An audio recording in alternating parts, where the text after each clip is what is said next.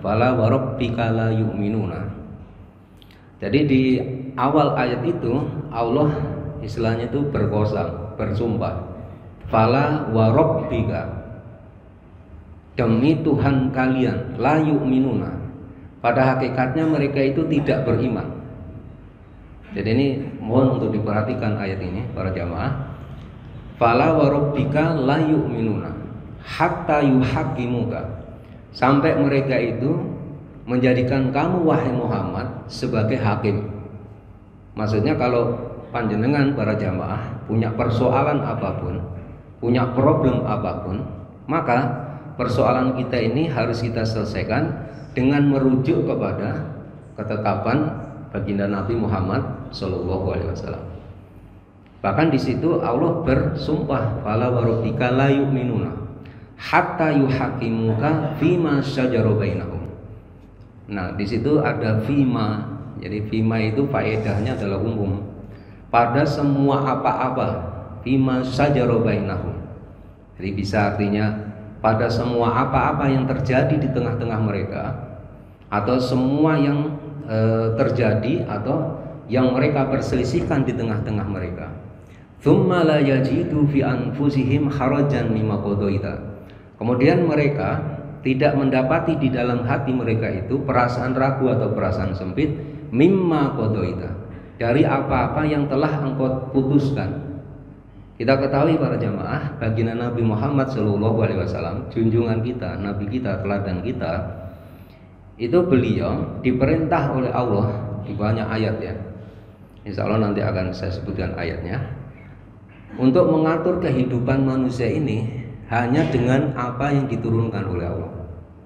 Satu contoh misalnya di Al-Quran disebutkan wa anihkum bainahum bima anzalallah, maka putuskanlah perkara yang terjadi di tengah-tengah mereka bima anzalallah, dengan apa yang diturunkan oleh Allah.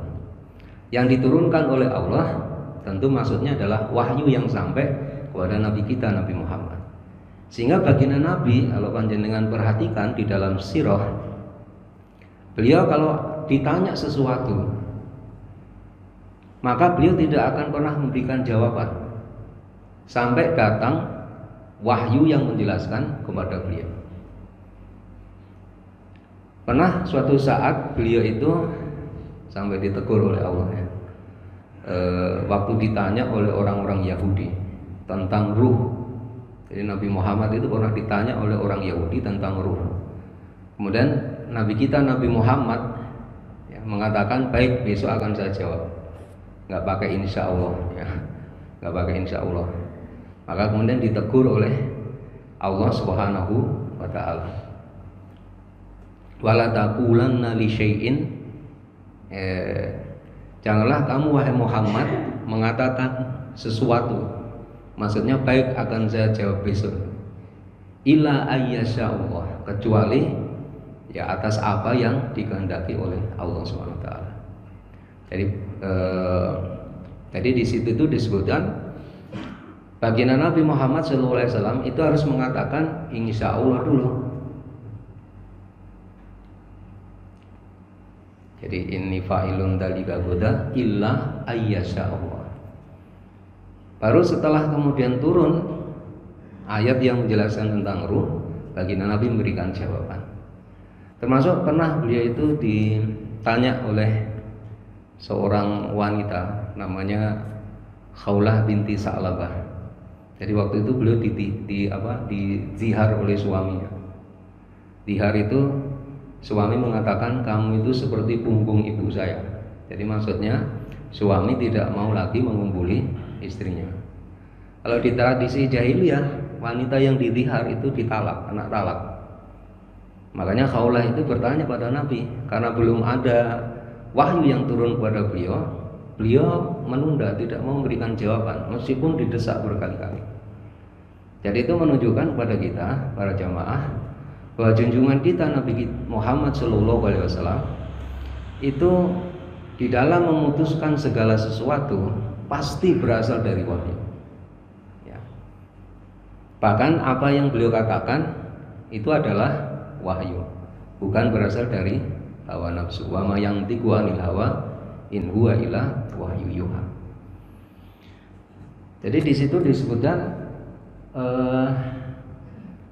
kemudian mereka itu tidak mendapati di dalam diri mereka itu perasaan ragu, perasaan sempit, mimma qadaita, dari apa-apa yang telah engkau putuskan, wa yusallimu taslima. Kemudian mereka itu menerima keputusan kamu wahai Muhammad dengan sepenuh penerimaan. Jadi orang beriman itu para jamaah, kalau diputuskan oleh Nabi sallallahu alaihi wasallam urusan mereka, maka mereka pasti akan menerima. Mereka tidak akan pernah sempit hatinya atau ragu.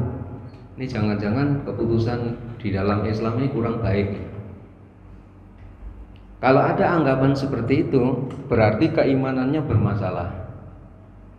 Makanya para ulama itu mengatakan, kalau tauhid itu yang paling gampang dilihat seseorang itu punya tauhid atau tidak, punya iman atau tidak, itu dia dari sisi ibadahnya.